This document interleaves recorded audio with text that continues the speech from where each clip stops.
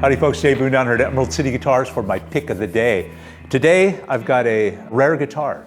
So what we have here is a 2003 Gibson R8 reissue. But what makes this one really interesting is that this is one of the Stinger series that came out of the Music Machine back in the early 2000s when the legendary Dave Carpenter was still running that shop and making all his trips out to the Gibson factory and helping them with new models and some development of some interesting guitars, including the Cloud 9 and things like that.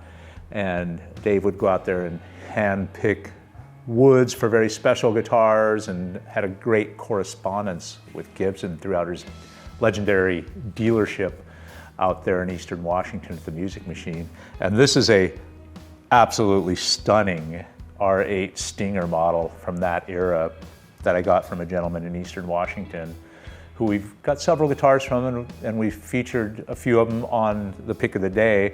So I'm continuing that. This is probably the coolest one I got out of this gentleman's collection. And it's an absolutely amazing condition with all the case candies, got all the COA, the cable, the little Stinger booklet, just a really, really nice package we're looking at here. It also includes some printed out papers of Dave Carpenter corresponding with Edwin Wilson at Gibson. Specifically, a lot of it's surrounding the very beautiful Eastern hard maple blister top on this thing. And for those of you folks that are into the tops on these, the Eastern hard maple is one of the best species of maple for Les Pauls, and it was used in most of the 50s legendary bursts and so forth. So what that translates into generally in tone with the Eastern hard maple is a much louder, clearer tone because of the hardness of that wood as opposed to the softer Western maple. So this does indeed have that beautiful blister top on there, and it is Eastern hard maple. The pickguard has never been put on this guitar. It is in the case. With a top like that, man, you just want to look at it and enjoy every aspect of it. It's stunning. Like the whole guitar, this thing is in absolutely amazing condition. Of course, you can see what they call the Stinger here, which is that little black paint that they put there coming to a point. You can see the serial number on here starts with an 8, indicative of an R8.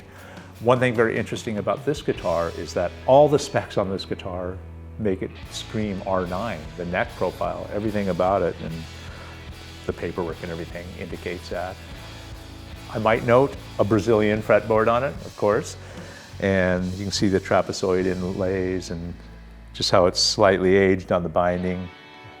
Apparently, they only did 3 of these in that run, so this is a rare guitar, and it's really got the feel of that 59 Les Paul burst. It's an absolutely crystal clear guitar that projects a lot, and you're going to hear that when Karl plays it through this little Soldano amp here. This is the Astroverb 16, and it's a 20-watt amp featuring a couple of EL84s in there, which actually goes to 11 on every dial, just for that little extra. It has spring reverb, made by our own Mike Soldano out here in Seattle, Washington. Mike makes amazing amplifiers and has a great history of groundbreaking amp designs, and he's just an amazing guy. We love him.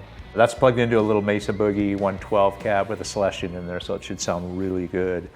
I'm gonna stop babbling about it, and I'm gonna turn over to Karl to let him weave a little magic for you.